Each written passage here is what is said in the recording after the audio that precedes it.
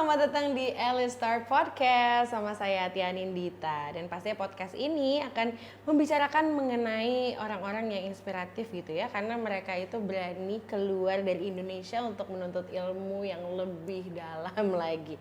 Dan di episode kali ini kita ada Kak Faiz. Wah, luar biasa. Saya duduk di sebelah dia agak-agak gimana gitu karena tinggi banget ya. Pemain basket nih kebetulan. Apa kabar? Sehat, Kak Faiz? Kita kenalan dulu kali ya, Kak Faiz, silakan boleh kasih tahu namanya, terus pernah sekolah di mana dan majornya apa, silakan. Nama saya Faiz, saya umur 32 tahun, sekolah dulu di Jerman, ambil S2 manajemen di kota Köln. Wah, keren banget S2 lu udah dia, luar biasa. Ambil apa sih dulu waktu S2? Manajemen. Manajemen, S1-nya? Akuntansi. Akuntansi, oh masih berhubungan Masih lah berhubungan. ya? Oke, jadi emang pengen dari dulu jadi akuntan atau mimpinya apa sih seorang Faiz kecil dulu pengen jadi apa? Mimpinya dulu tuh pengen jadi dokter sih. Oke, Ya. agak jauh. Ya, agak jauh. Ini little secret sih. Jadi Iya. pengen tuh jadi dokter karena dulu penyakitan. Oh iya. Terus jadi pengen ada rasa pengen nolong orang, cuman ya nggak kesampaian. Oke, karena emang sekolah dokter kayak banyak ya yang Banyak. harus Banyak dipersiapkan. banget. Belum lagi bukunya. Bener udah gitu kan abis dari dokter umum nanti dokter spesialis Bener. panjang lah ya. Dan kenapa memilih untuk ambil akuntansi di Jerman? Karena sebenarnya kan di Indonesia. Nah, sorry, maksudnya S1-nya di Indo. Oh, S1 di Indo Bener. dulu. Wah, ini lebih keren lagi berarti S1 di Indo terus tiba-tiba memiliki keinginan untuk kayak melanjutkan studi di Jerman. Oke, S1 di Indo di Di nama kampusnya Widya Tama di Bandung. waduh, orang Bandung ya, Bandung Jerman dia ya ternyata. Blasteran nih. Nah, waktu di Bandung kenapa kepikiran tiba-tiba kayak lanjut ke Jerman gitu?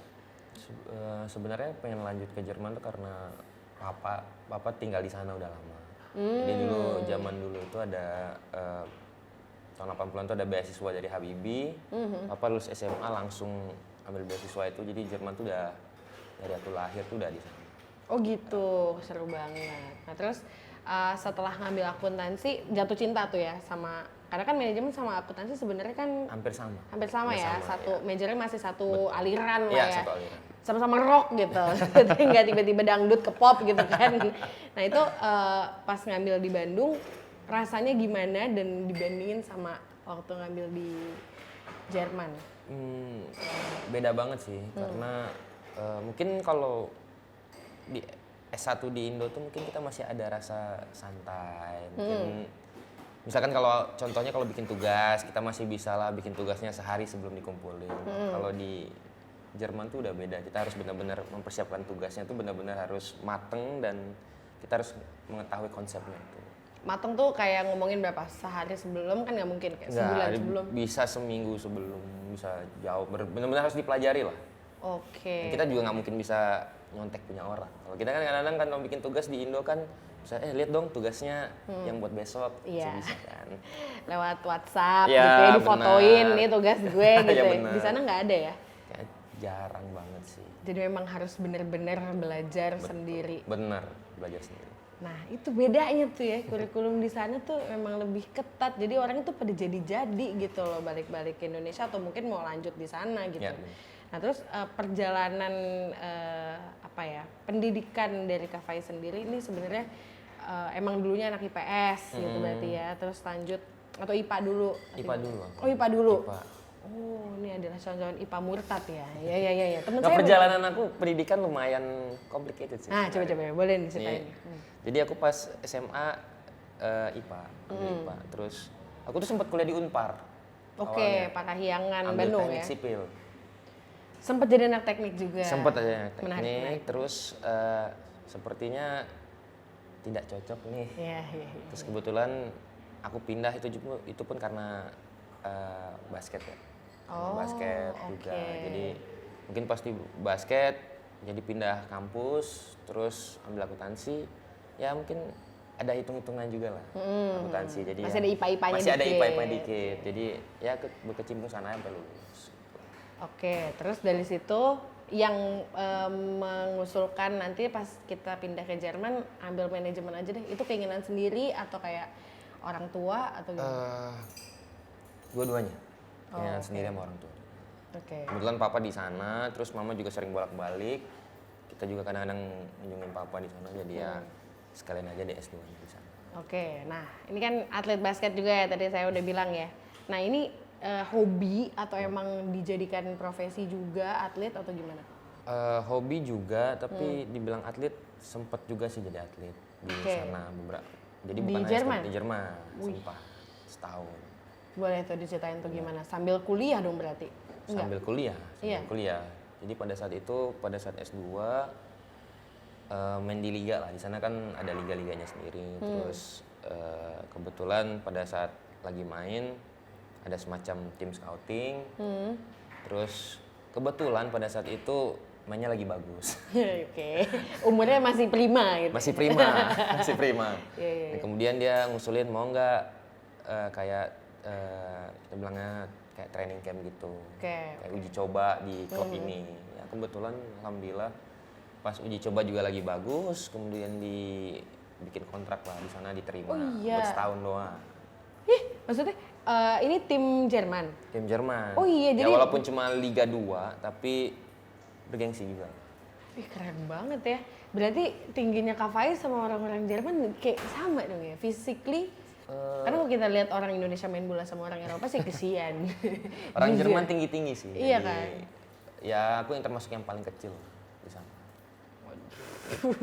Waduh gimana tuh. Tapi akhirnya pada saat jadi atlet itu berjalan dengan baik gitu Berjalan, mainnya. alhamdulillah ada dapat minute play juga lumayan, dapat ilmunya banyak, lebih ke experience-nya lebih gimana ngebandingin main basket di Indonesia sama di luar khususnya Eropa. Oke, ini untungnya juga jalan dari hobi ya. Benar. Jadi hobi dulu, terus ternyata emang mainnya bagus, udah gitu fisiknya memadai, akhirnya Ya. malah dijadiin tim di Jerman sambil kuliah. Benar. Oke, pasti ini ada struggle-nya dong. Kayak menjalankan kedua peran itu gitu loh, sebagai atlet dan sebagai mahasiswa. Buat ceritain nggak sih pada saat ngambil master di sana gimana? Kalau master di sana sih yang balik lagi ya, kalau master di sana ya kita benar-benar harus belajar ya, nggak bisa santai. Jadi kita harus luruskan niat, kita di sana tuh pengen apa gitu, pengen main-main kah, pengen jalan-jalan kah. Maksudnya kalau untuk relaxing boleh, tapi tetap aja tujuan kita kan di sana kan untuk Prioritasnya belajar gitu. Ya paling itu aja sih. Terus pada saat aku basket di sana kontrak setahun, itu mungkin aku postpone setahun sekolahnya. Karena nggak bisa jalan bareng ya? Nggak bisa. Sempat mencoba, terus akhirnya aku ngomong dari pihak universitas, aku minta postpone, minta surat dari klub, jadi dibolehin. Berantakan nih kalau nggak hidup gue gitu ya? Soalnya emang kalau sama basket udah cinta banget, Oke. udah kayak pacar. Mengalir lah ya Iya, dalam benar. darahnya. Punya pacar, udah punya istri padahal. Berarti ada dua nih istrinya basket sama istrinya ya. Terus akhirnya postpone 1 tahun, lanjut lagi untuk menyelesaikan Iya, betul. S2-nya. Benar. Nah, persiapan apa sih yang dilewati gitu pada saat selesai S1 di Bandung, terus mau S2 di Jerman, persiapannya apa aja sih? Nah, kebetulan aku S2 kan pakai bahasa Inggris. Jadi aku mungkin di sana ada beberapa persyaratan yang seperti IELTS, Iya. ya, standar lah IELTS atau Standar. TOEFL gitu. Terus paling mereka lihat IP kita berapa. Dan kemudian alhamdulillah menurut mereka masuk dalam kriteria. Jadi Oke. makan di sana aku diterima. Oke, berarti kan ada surat rekomendasi juga dong ya dari kampus Bandung. Betul. Nah itu Harus. mereka harusnya memberikan full support ya? Full support. Aku Oke. beberapa kali tuh ngomong ke dekan, ke rektor juga ada tembusan-tembusan dari biro kemahasiswaan juga. Jadi dari sana mereka ngebantu diterjemahkan dalam bahasa Inggris. Nah baru aku Oke. kirim ke mereka. Untungnya maksudnya langsung bisa masuk ya, atau biasanya kan ada sertifikat bahasa tuh ya. Aku kemarin abis ngobrol juga sama Nova, katanya ada yang sertifikat A1, B1, B1, B2, nah itu gimana? Sebenarnya kalau S2 aku bisa bilang lebih gampang ya, karena jadi kalau Oke. misalkan udah ada minimal IELTS lah. IELTS-nya sudah memadai, misalkan mereka minta 6,5 atau 7. Kalau mereka itu udah ada dan kelengkapannya udah ada semua ya mereka biasanya udah langsung kasih jawabannya seminggu lah. Oke. Paling lama Soalnya 2 tergantung sekolahnya berarti ya? Tergantung sekolah. Jadi ada yang base-nya bahasa Inggris aja, which is nggak butuh sertifikat dari bahasa Jerman ya Betul, kan? betul. Harusnya pakai IELTS ya, Iya, atau benar. TOEFL. Jadi tergantung sekolahnya, teman-teman, nggak semuanya sama ya treatmentnya. Nah terus dari itu harusnya kan itu kan berarti langsung ya dari S1 langsung ke S2 atau kerja dulu atau Langsung. Oh langsung. Nah itu gimana tuh rasanya sekolah nggak kelar-kelar tuh gimana? Kayak baru selesai, ya kan lempar topi wisuda, belajar lagi.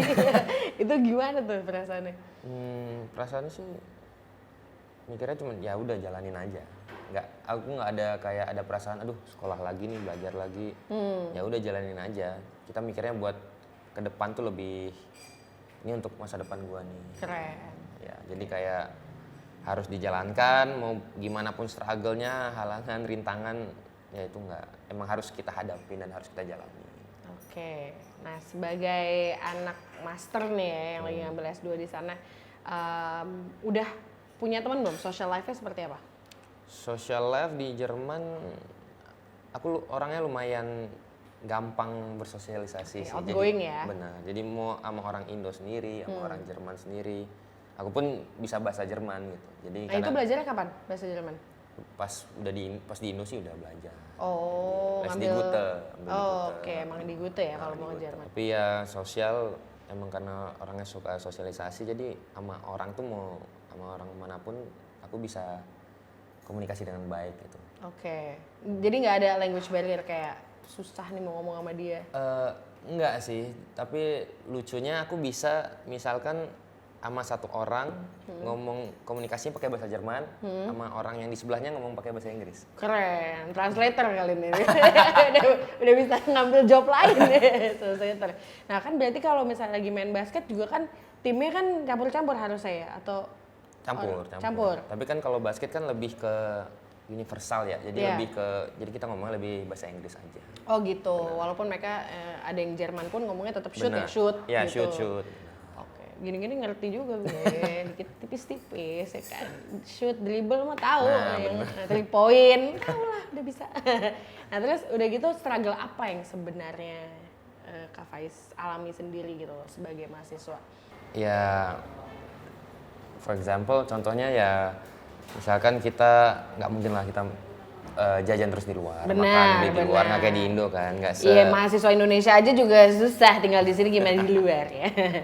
Jadi mau nggak mau kita harus masak di rumah. Atau enggak kadang-kadang kita cari kerja sampingan, misalkan itu aku dulu pernah kerja di pabrik coklat, Wih, pernah di pabrik kosmetik juga. Ya walaupun cuman kayak ngasih stempel doang ke coklatnya atau kosmetiknya pada saat itu, tapi ya lumayan lah buat nambah uang jajan. oh gitu. Berapa sih gajinya kalau kayak gitu? ini Terus menarik kerjanya kayak hitungannya per jam atau per hari atau gimana sih kalau?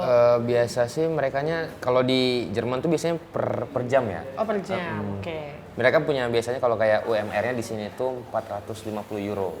Berarti setara dengan rupiah? Kisaran kalau rupiah bisa 6 jutaan, 7 jutaan lah. Wow, Tuh, per oke, jam. itu nempel stiker tuh ya? Nempel stiker doang 8 jam, tapi ya bosan juga, tapi ya demi bertahan hidup lah, demi survive kan. Biasanya kan, tapi kalau gaji misalnya per bulan, waktu aku di pabrik coklat tuh bisa mencapai 1000-an euro lah. Bersihnya. Bersihnya? Bersih. Wah keren banget, jadi di sana bukan cuma belajar akademik tapi juga belajar bertahan hidup. Betul. Banyak banget pelajaran hidup yang bisa diambil ya. Benar. Jadi kuliah di luar negeri ya bukan cuma semata-mata akademik aja tapi juga pelajaran hidup nih as a person juga dapet ya. Benar. Keren banget. Terus social life juga misalnya nih kalau misalnya di sini kan aku bilang nih, iya nih gue kerja nempelin stiker gitu. Kalau di sini kan pasti orang kayak ih cupu banget. Kalau di sana kayaknya enggak ya. Enggak sih. Menghargai aja gitu ya selama Jadi pelajar. selama lu mau, jadi ya kerja apapun tuh bisa menghasilkan gitu. Bener, Lu nggak usah malu atau gengsi misalkan, aduh gue ngerjanya cuma ini doang. Tapi ya hampir semua orang di sana itu mau tua muda mereka demi bertahan hidup apa aja mereka ambil. Gitu. Keren. Jadi kalau di sini kebanyakan gengsi ya orang-orang Benar. ya. Dan memang ternyata di sana kan lebih dihargai juga ya. Betul. Jadi pekerjaan apapun di sana tuh dihargai gitu. Jasa tuh mahal di sana. Namanya jasa. Karena memang living cost juga lumayan jauh Lumayan. ya. Dibanding sama Indonesia. Sebenarnya kalau masalah living cost tuh tergantung di gaya hidup sama tergantung di kota mana tinggal. Oke, waktu itu Kak Faiz di Di Cologne namanya. Cologne. Cologne. Oke, di Cologne. Itu termasuk yang living cost-nya lumayan. Lumayan. Oke. Jadi memang itulah harus dituntut survive juga gitu, cara survival mode lah ya dalam hidup. Nah terus udah gitu secara akademis mungkin struggle-nya ada nggak kayak Secara akademis. pelajarannya gitu? Ya mungkin karena aku ambil Inggris mungkin bukunya semuanya mau nggak mau kita harus terjemahkan sendiri. Oke. Dan kita harus lebih ekstra belajar lagi karena kebiasaan di Indo mungkin kita agak santai dan semuanya dalam bahasa Indonesia, bahasa ibu kita kan. Terus sekarang di bahasa Inggris dan ya nggak ada yang bantu gitu, mau nggak mau ya kita paling harus usaha sendiri atau kita mungkin bisa punya kelompok belajar atau teman yang bisa ngajarin kita. Itu aja sih. Oke, tapi sebenarnya overall secara pelajaran selama kita pengen, selama kita mau, Betul. tidak terlalu struggling. Tidak. Ya? Apalagi major yang diambil juga yang kita mau. Bener. Gitu. Bener. Nah, ada nggak sih tips untuk kayak memilih major mungkin? Seperti apa sih, kayak harus sama kah sejalan dengan S1-nya selalu atau gimana untuk ambil master di luar Kalau negeri? untuk master sih sebenarnya tipsnya nggak ada ya. Intinya kita pengen apa, ya udah kita udah tahu, kita harus tanggung jawab dengan pilihan kita gitu. Misalkan aku ngambil manajemen, berarti aku udah tahu yang harus aku pelajari, yang mungkin kedepannya aku bakal jadi apa. Jadi kayak tipsnya cuman hanya kita sendiri yang tahu apa tujuan kita ngambil major itu. Oke, nah terus setelah berapa tahun nih selesai? Agak telat sih karena aku ada setahun postpone. Aku Karena basket tadi ya? ya 3 Jadi 3 tahun, harusnya 2 tahun? 2 tahun. Oh, jadi master tuh kisarannya 2 tahun sampai 3 tahun lah 2 ya? tahun. Oke, terus abis dari situ bekerja di sana kah atau lanjut atlet? Aku sempet sih kerja bentar di sana. Sampai akhirnya ya aku memutuskan untuk balik karena mau membina hubungan rumah tangga. Oh, baliknya gara-gara mau menikah. menikah. Oke. Nah, tapi selama kerja di sana satu jalur, masih majornya manajemen juga atau coba banting setir ke Lebihnya aku lebih ke akuntansi sih. Oh, lebih ke akuntansi Akuntansi. ambilnya. Oke. Jadi ya S1-nya kepake lagi. Kepake ya? lagi. Tapi Ada bumbu-bumbu manajemennya juga di sana. Oke, iyalah ya, manajemen sama akuntansi kan Betul. masih ini ya. Tapi kan berarti kan akuntansinya itu kan ngambil di Indonesia. Pekerjaan akuntansinya di Jerman masih sama nggak? Prinsipal sih sama kan, kalau kita di kerja kan berarti kan kita di training lagi kan. Iya, Jadi betul. di sana ya lebih tepatnya kayak ya kita belajar lagi, diajarin. SOP-nya apa? SOP-nya apa benar. Jadi nggak terlalu inilah sebenarnya, karena bahasa akuntansi juga sebenarnya sama aja sih, prinsipalnya sama. Jadi nggak ada masalah. Iya sih ya. Yang penting bisa ngitung ya. Benar. Yang penting debit kredit itu sama ya. Nah, benar. Jadi mesti sama, Debit, jangan kredit. banyakkan kredit dan banyakkan debit, nanti ngulang lagi dari awal. Harus balance. Benar, harus balance.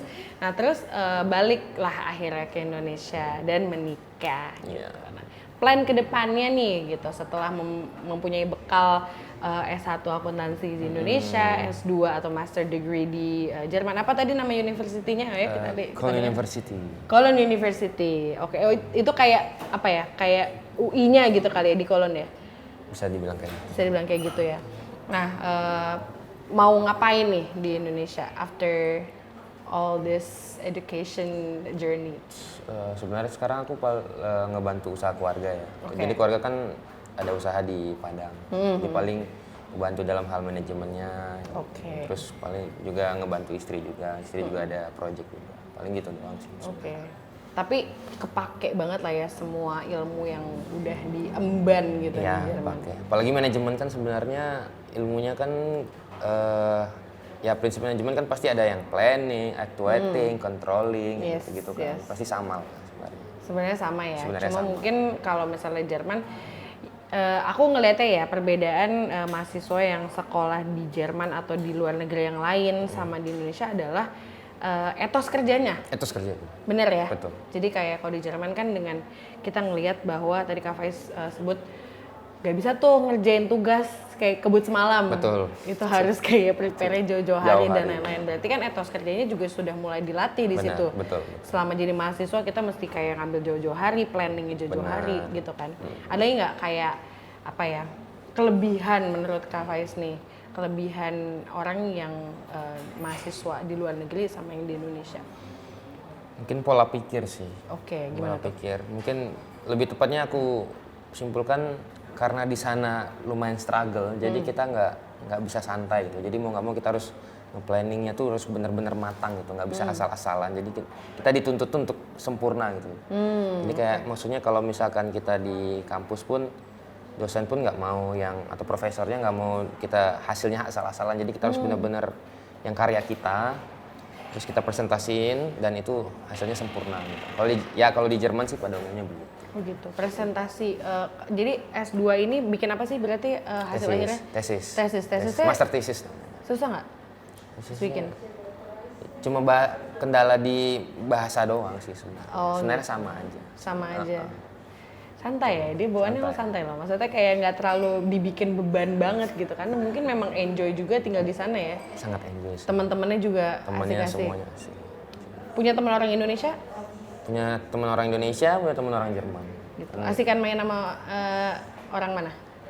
Balance sih, sama Balance, aja. ya. Mungkin kalau sama orang Indonesia mungkin karena satu negara, kultur, Culture-nya jadi sama. Jadi kalau sama Jerman kan mungkin harus pelan-pelan kan. Tapi nggak ada kayak isu diskriminasi atau apa kayaknya selama di sana ya? Diskriminasi, Katakan Europe, orang Asia segala macam baur-baur aja sebenarnya. sebenarnya bawor-bawor aja. Mungkin kalau kita misalkan agak ke Jerman Timur itu masih ada unsur-unsur yang orang, ya maaf kalau dibilangnya orang-orang neo-Nazi, orang Nazi dulu yang mereka masih pride dengan ngapain sih orang asing ke Jerman, lo orang asing lu nggak harusnya tinggal di sini. Ternyata masih tinggi banget lah ya. Ya beberapa teman tuh yang tinggal di daerah-daerah Jerman Timur tuh kadang-kadang dapat perlakuan kayak gitu. Oh gitu. Tapi kalau yang udah di Barat tuh mereka lebih open Oke. biasanya. Dan si kolon ini di barat. Di ya? Barat. Masuknya. Oke. Nah, ini untuk sebagai merecap gitu ya pembicaraan kita. Kira-kira tips apa yang bisa diberikan kepada mungkin yang nonton orang tuanya yang takut kayak anaknya mau di sekolah di luar negeri tapi kok kayaknya di sana culture-nya gimana dan lain-lain, atau mungkin nih teman-teman yang mau ke sana yang nggak jadi-jadi karena takut atau apa ya nggak siap sama tantangan-tantangan sekolah di sana, boleh dikasih tips deh, harus seperti apa sih mereka?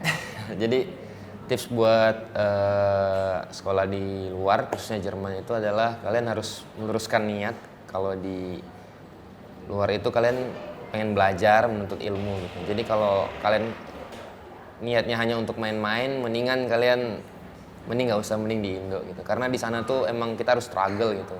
Yang jadi tantangannya itu adalah kalau kita gagal kita pasti disuruh pulang gitu. Jadi kalian intinya harus meluruskan niat gitu aja. Terus mungkin kalau buat yang mau S2 paling kalian harus belajar IELTS-nya atau TOEFL-nya gitu.